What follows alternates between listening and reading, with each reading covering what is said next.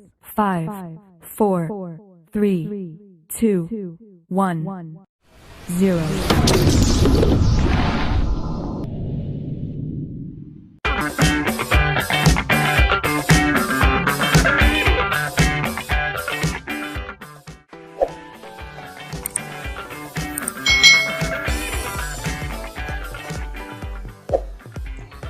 Hai, selamat datang di channel YouTube Kak Citra. Apa kabar nih adik-adik semuanya? Kak Citra berharap kalian dalam keadaan yang baik, sehat, dan semangat untuk belajar. Hari ini kita akan belajar bersama-sama untuk mata pelajaran tematik di kelas 3 sekolah dasar. Kita berada di tema 1, subtema 3, pembelajaran yang keempat. Kita langsung saja ke materi pembelajarannya. Kamu sudah mempelajari pertumbuhan hewan. Kamu juga sudah mempelajari perkembangbiakan hewan. Hewan berkembang biak dengan cara yang berbeda-beda. Setiap tahapan perkembangbiakan hewan juga berbeda-beda. Jadi pada pembelajaran sebelumnya kita sudah belajar bahwa hewan itu mengalami pertumbuhan. Dan hewan adalah salah satu makhluk hidup yang juga mengalami perkembangbiakan. Ada hewan yang berkembang biak dengan cara bertelur, ada juga yang berkembang biak secara melahirkan. Nah, hari ini kita akan belajar tahapan perkembangbiakan hewan. Amati gambar di bawah ini. Ada gambar telur ayam, anak ayam, dan induk ayam. Ada juga gambar kupu-kupu. Nah, di pembelajaran sebelumnya kita sudah belajar tahap perkembangbiakan pada ayam. Ayam itu berkembang biak dengan bertelur. Telur itu akan dierami dan menetas menjadi anak ayam. Maka anak ayam itu akan bertumbuh menjadi ayam dewasa. Nah, hari ini kita belajar tahap perkembangbiakan pada kupu-kupu. Siapa nih adik-adik di sini yang suka melihat kupu-kupu? Lalu bagaimana tahap perkembangbiakan kupu-kupu? Yuk kita langsung simak adik-adik. Ini adalah tahap perkembangbiakan kupu-kupu. Adik-adik, kupu-kupu pertama itu berasal dari telur. Lalu telur itu akan menetas menjadi ulat. Nah, ulat ini adik-adik mungkin kalian akan takut ya, karena ada beberapa ulat itu yang bisa membuat kita gatal, geli ya, ulat. Lalu ulat itu akan menjadi kepompong dan kepompong itu akan berubah menjadi kupu-kupu yang cantik. Nah, yuk kita pelajari yuk bagaimana tahap perkembangannya. Gambar di samping menunjukkan daur hidup kupu-kupu. Setelah beberapa hari, telur kupu-kupu menetas menjadi ulat. Nah, ulat memakan daun-daunan adik-adik sehingga tubuhnya menjadi besar.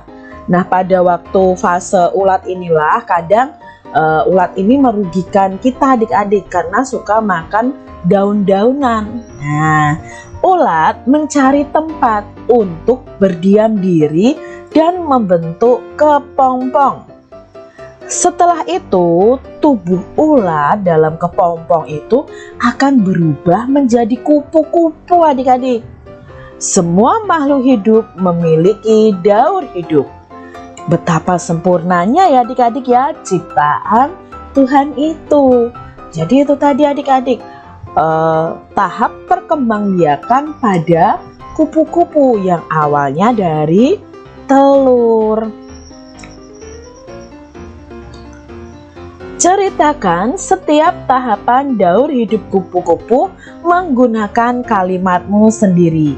Tadi Kak Citra sudah ceritakan ya tahap daur hidup kupu-kupu. Nah, sekarang adik-adik coba buat ceritakan sendiri daur hidup kupu-kupu menggunakan kalimat kalian sudah tahu dari hidupnya.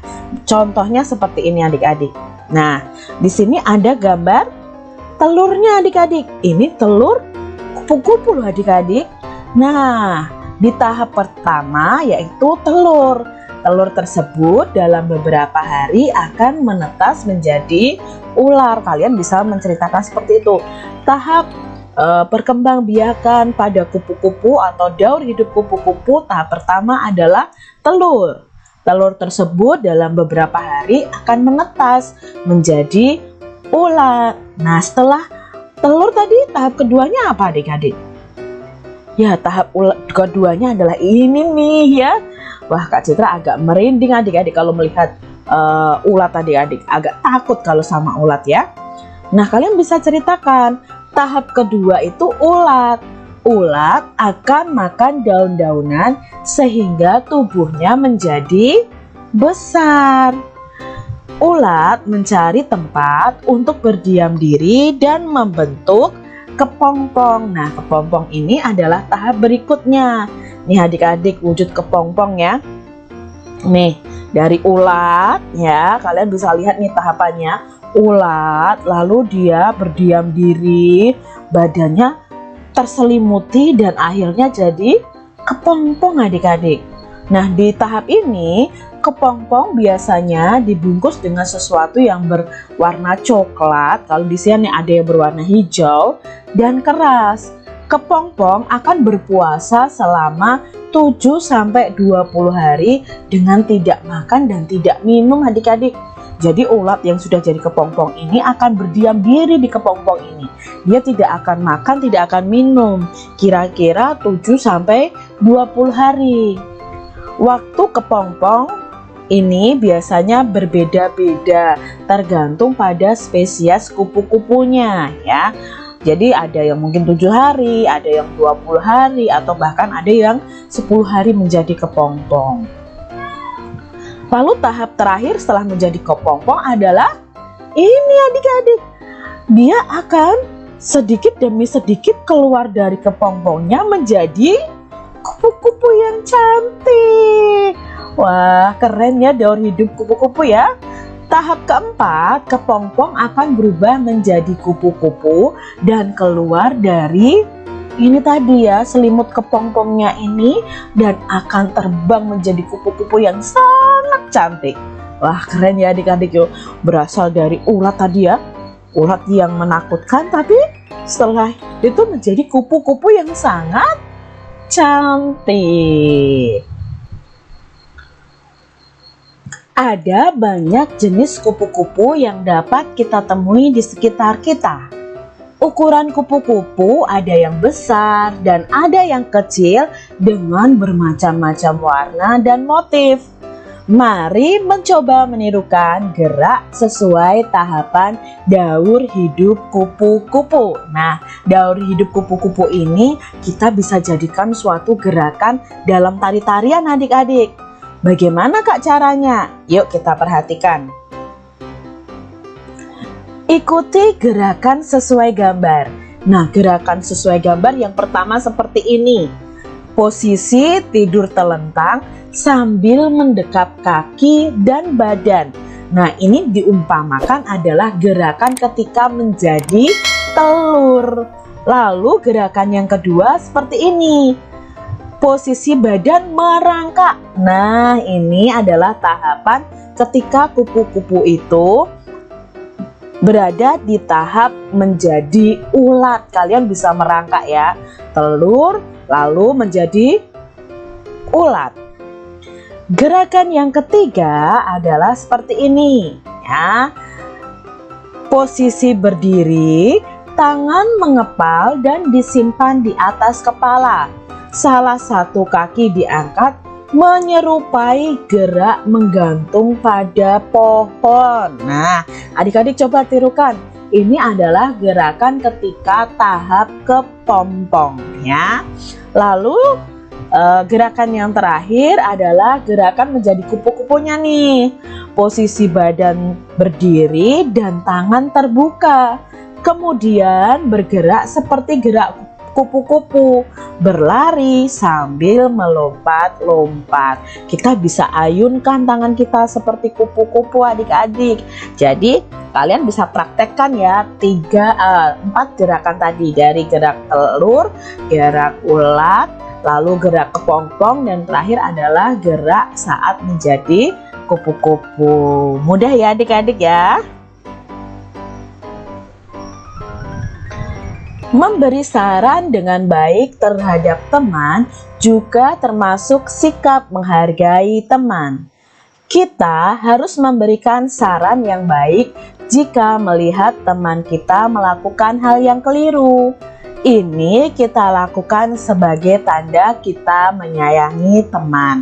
Nah, dalam menari tadi, mungkin ada teman kalian yang tidak langsung bisa mempraktekkannya, mungkin salah-salah dalam menari. Nah, kita bisa memberi saran yang baik. Jangan dimarahi adik-adik, karena memberi saran yang baik itu berarti sikap kita menghargai teman kita ya. Kalau teman kalian keliru, beri saran yang baik, bukan dengan cara marah-marah. Kalau kita memberi saran yang baik, berarti itu tandanya kita menyayangi teman kita. Menyayangi teman termasuk pengamalan sila kedua Pancasila. Ayo, sila kedua Pancasila bunyinya adalah kemanusiaan yang adil dan beradab. Jadi menyayangi orang-orang di sekitar kita itu sesuai dengan pengamalan Pancasila, yaitu sila kedua. Simbolnya adalah sila kedua, simbolnya adalah rantai. Nah, adik-adik harus mengetahui ini ya, memahami dan mempraktekkannya dalam kehidupan kalian masing-masing.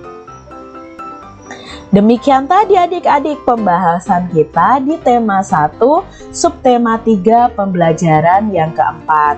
Semoga kalian memahami apa yang Kak Citra sampaikan.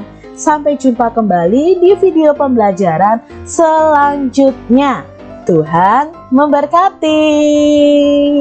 Jangan lupa tekan tombol subscribe, lalu tekan loncengnya, tekan juga tombol like, lalu share ke media sosial kalian. Jangan lupa untuk ikuti media sosial Kak Citra. Terima kasih.